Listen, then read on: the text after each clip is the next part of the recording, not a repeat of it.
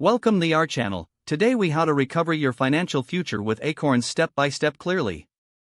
Start by downloading the Acorns app from your device's app store. Open the app and tap on sign up to create your account. You will need to provide your email address and set a password. Next, input your personal information, including your name and date of birth. The app will ask for your phone number for verification. Once you receive the verification code via SMS, enter it into the app. Now, you'll need to link your bank account to facilitate investments. Select your bank from the list or manually enter the routing and account numbers. Acorns will securely verify your bank account. Next, choose an investment plan that aligns with your financial goals. Acorns offers various portfolios based on your risk tolerance. After selecting your plan, set up your roundup feature. This feature will automatically invest spare change from your purchases. You can also choose to make recurring investments. Decide the amount and frequency that works for your budget.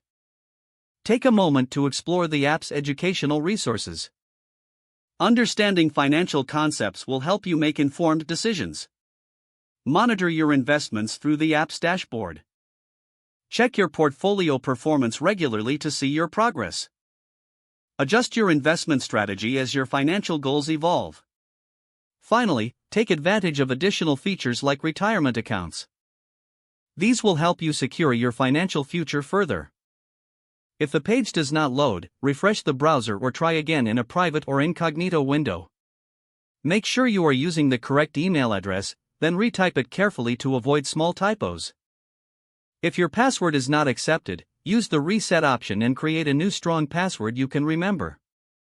Check your spam folder for verification or security emails, then complete any requested confirmation steps. Enable two-factor authentication if available to improve account security and reduce unauthorized access risk. After signing in, review your profile details so your contact information and settings are accurate and current.